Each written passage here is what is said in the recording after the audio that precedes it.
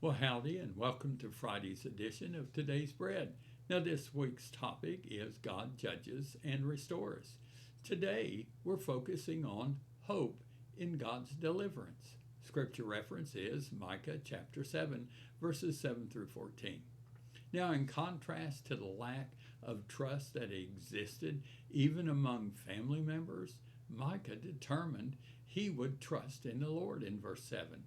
He focused on the faithfulness of God, putting his hope in God for deliverance. In verses 8 through 10, the prophet spoke on behalf of the remnant of the Lord that he will restore them. This remnant recognized their sinfulness and God's just judgment on them. They warned they warned their enemies not to gloat over their fall. Although God would deal with them for their sins, he would fulfill his promise to restore his people. Then those who taunted the Israelites would themselves be brought low. In verses 11 and through 14, Micah prophesied for Jerusalem and the kingdom of Judah.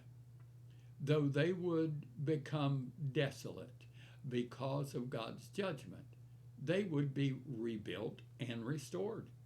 Even Israel's ancient enemies would be drawn to Jerusalem to learn about and worship the Lord.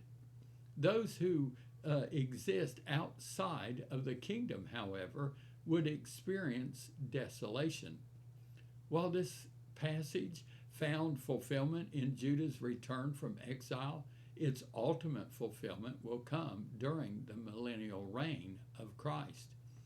Seeing what was to come, Micah prayed for the Lord to shepherd his people, verse 14.